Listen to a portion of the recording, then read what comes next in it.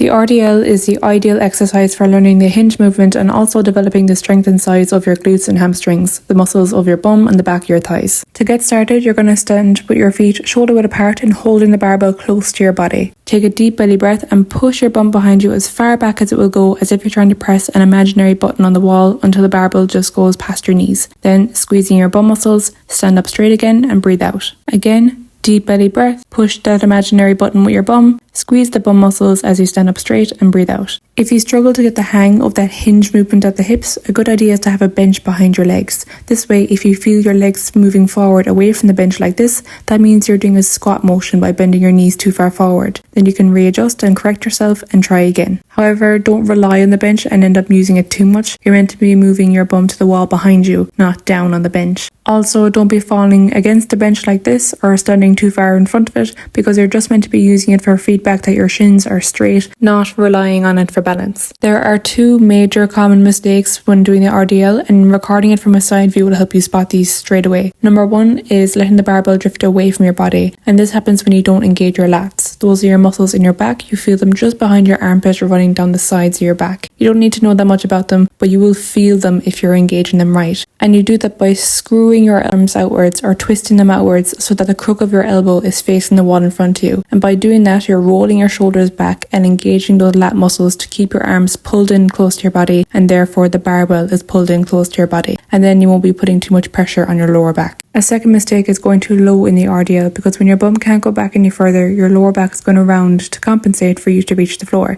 And you're going to be lifting too heavy for your lower back to handle. So instead, have that mind to muscle connection, pay attention to where your bum is going, and if you can't push it back any further, then you know you've reached your limit and you stand up straight again. And if you don't know where that point is, only let the barbell go just past your knees and then stand up straight again. The dumbbell RDL has the exact same principles and saves you time, because there is no setup with putting on weights onto a barbell, but also there is one difference where you hold the dumbbells slightly to the sides of your legs rather than directly in front. I like to superset these and do them directly after another glute or hamstring exercise to take those muscles to failure, and do lengthened partials where I only do 3/4 of the rep at the very bottom. Basically, I don't stand up straight and it keeps that tension, that burn on my hamstrings the entire time until I train them to failure.